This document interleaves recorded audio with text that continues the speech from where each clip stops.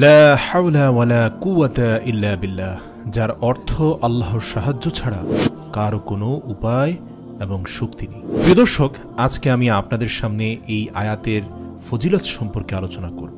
এই আয়াতটি কখন পড়বেন, কিভাবে পড়লে আপনার সকল অশুভ শক্তি দূর হবে, সকল দুঃখ বিপদ থেকে আপনি নাজাত পাবেন, কিভাবে আমল করলে জান্নাতের রাস্তা সহজ হবে, কিভাবে আমল করলে আপনার সমস্ত দোয়া কবুল হবে, কিভাবে আমল করলে আপনার নামাজ কবুল হবে, কিভাবে আমল করলে 70টি বড় বড় বিপদ থেকে আপনি রক্ষা পাবেন, 99টি রোগ থেকে মুক্তি পাবেন।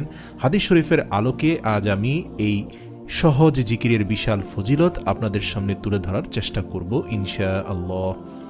1 নম্বর হচ্ছে দারিদ্রতা দূর হবে এই জিকির দ্বারা। হযরত ইবনে আব্বাস রাদিয়াল্লাহু তাআলা আনহু বলেন, নবী করিম সাল্লাল্লাহু আলাইহি সাল্লাম ইরশাদ করেন, যাকে দুঃখ চিন্তা ঘিরে আছে তার উচিত বেশি বেশি লা হাওলা ওয়ালা কুওয়াতা ইল্লা বিল্লাহ পড়া। অন্য এক হাদিসে আবু হুরায়রা রাদিয়াল্লাহু তাআলা আনহু হতে বর্ণিত, তিনি বলেন, একবার রাসূল সাল্লাল্লাহু আলাইহি সাল্লাম বললেন, লা হাওলা ওয়ালা কুওয়াতা ইল্লা বিল্লাহ, বেশি বেশি পড়তে থাকো, কেননা এই বাক্যটি জান্নাতের গুপ্তধন সমূহের, গুপ্ত ভাণ্ডার সমূহের একটি গুপ্ত ভাণ্ডার।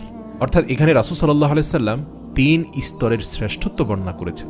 আল্লাহ রাসূল আরো বলেন, যে ব্যক্তি লা হাওলা ওয়ালা কুওয়াতা ইল্লা বিল্লাহ এই বাক্যটি পড়বে, আল্লাহ তাআলা তার 70টি কষ্ট দূর করে দেবেন, যার সর্বনিম্ন কষ্ট হলো দারিদ্রতা।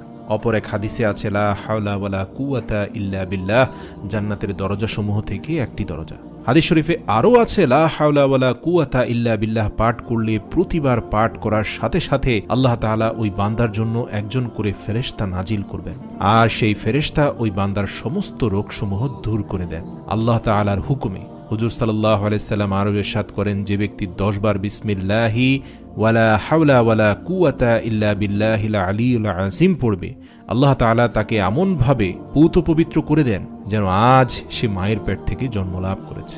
সুবহানাল্লাহ। হযরত আবু মুসা হতে বর্ণিত, তিনি বলেন, লা হাওলা ওয়ালা কুওয়াতা ইল্লা বিল্লাহ, যে ব্যক্তি প্রতিদিন 100 বার পাঠ করবে সে কখনো কারো মুখাপেক্ষী হবে না। বুখারী শরীফের 4202 নম্বর হাদিস। এছাড়াও রাসূল সাল্লাল্লাহু আলাইহি সাল্লাম বলেন, জান্নাতের ভাণ্ডারসমূহের মধ্যে একটি ভাণ্ডার হলো লা হাওলা ওয়ালা কুওয়াতা ইল্লা বিল্লাহ। ওনার আরেকটি হাদিসে এসেছে, হাজিম ইবনে হারমালা রাদিয়াল্লাহু তাআলা আনহু থেকে বর্ণিত, তিনি বলেন, আমি নবী করিম সাল্লাল্লাহু আলাইহি ওয়াসাল্লাম এর নিকট দিয়ে যাচ্ছিলাম, তিনি আমাকে বললেন, হে হাজিম, তুমি অধিক সংখ্যায় লা হাওলা ওয়ালা কুওয়াতা ইল্লা বিল্লাহ বাক্যটি পড়ো, কেননা তা হলো জান্নাতের গুপ্তধন। মুসলিম শরীফ 385। এছাড়া রাসূল সাল্লাল্লাহু আলাইহি সাল্লাম বলেন, যে আজানের জবাব দেবে সে জান্নাতে প্রবেশ করবে। আর আজানের জবাবের মধ্যে হাইয়া আলাস সালাহ হাইয়া আলাল ফালাহ যখন মুয়াজ্জিন বলবেন, সেখানে আপনি উত্তরে বলবেন, লা হাওলা ওয়ালা কুওয়াতা ইল্লা বিল্লাহ। এছাড়াও হাদিসে এসেছে, যারা কোরআন মুখস্থ করার সুযোগ পায়নি তাদের জন্য লা হাওলা ওয়ালা কুওয়াতা ইল্লা বিল্লাহ পাঠ করা। যেমন আবু দাউদ শরীফের 832 নং হাদিসে আব্দুল্লাহ ইবনে আব্বাস রাদিয়াল্লাহু তাআলা আনহু হতে বর্ণিত, তিনি বলেন, রাসূল সাল্লাল্লাহু আলাইহি সাল্লাম এর দরবারে এক ব্যক্তি হাজির হলেন।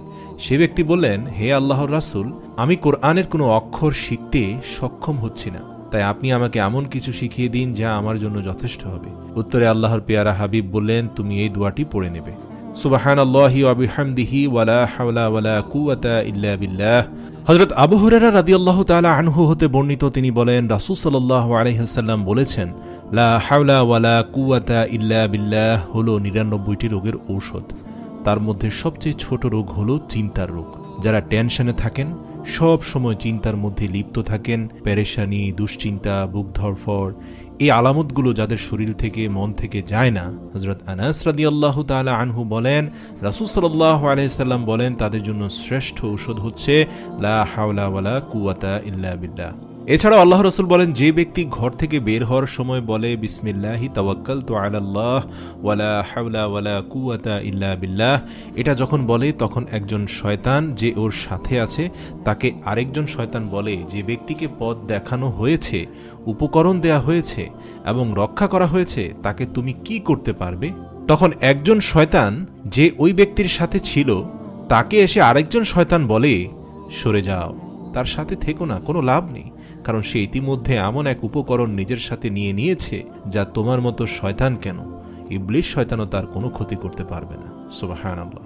ইবনে মাজাহ শরীফের 2957 নং হাদিস থেকে পাওয়া যায়, আবু হুরায়রা রাদিয়াল্লাহু তাআলা আনহু হতে বর্ণিত, তিনি বলেন, রাসূল সাল্লাল্লাহু আলাইহি ওয়াসাল্লাম বলেছেন, যে ব্যক্তি বাইতুল্লাহ তাওয়াফ করে 7 বার এবং বলে সুবহানাল্লাহি ওয়ালহামদুলিল্লাহি ওয়ালা ইলাহা ইল্লাল্লাহু আল্লাহু আকবার ওয়ালা হাওলা ওয়ালা কুওয়াতা ইল্লা বিল্লাহ, আর এই দোয়াটি পড়ার পর সে আর কোনো কথা না বলে, তবে তার 10টি গুনাহ মাফ করে দেওয়া হবে, তার আমলনামায় 10টি নেকি লিপিবদ্ধ করা হবে এবং তার আমলনামায় 10 গুণ বৃদ্ধি করা হবে। সুবহানাল্লাহ। ইসলামে শুভ অশুভ বলে কিছু নেই, তবে কেউ যদি মনে করে অশুভ কোনো কিছু, খারাপ জিনের কোনো ওয়াসওয়াসা তার উপর পড়েছে, বিপদে আপদে দুঃখে কষ্টে যে কোনো অবস্থায়